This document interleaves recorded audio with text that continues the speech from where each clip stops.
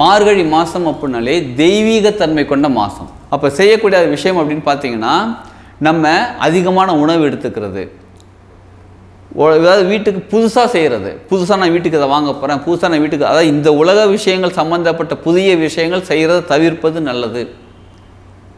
அப்போ தெய்வீகம், இறைபக்தி, இறைத்தன்மை, ஆன்மீகம் இது சம்மந்தப்பட்டமான, இப்போ நான் மெடிடேஷன் கிளாஸ் ஜாயின் பண்ணுறேங்க, ரொம்ப சூப்பராக இருக்கும். இந்த மாதிரி புதுசாக ஒரு வாழ்க்கையை முன்னேற்றுறதுக்காக, ஆன்மீகத்தில் உயர்வதற்காக நான் ஒரு விஷயத்தை ஆரம்பிக்க போகிறேன், ரொம்ப சூப்பராக இருக்கும் மார்கழி மாதம்.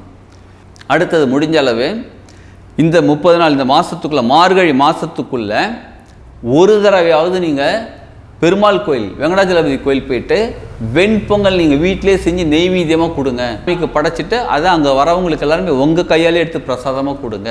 தொன்னைன்னு சொல்லுவாங்க பார்த்தீங்களா, அந்த தொன்னையும் நீங்கள் வாங்கிட்டு போயிடுங்க. வாங்கிட்டு நீங்கள் அதில் போட்டு எல்லாருக்கும் கொடுக்க ஒரு வித தன்மை உங்களுக்குள்ளே மாறுங்க.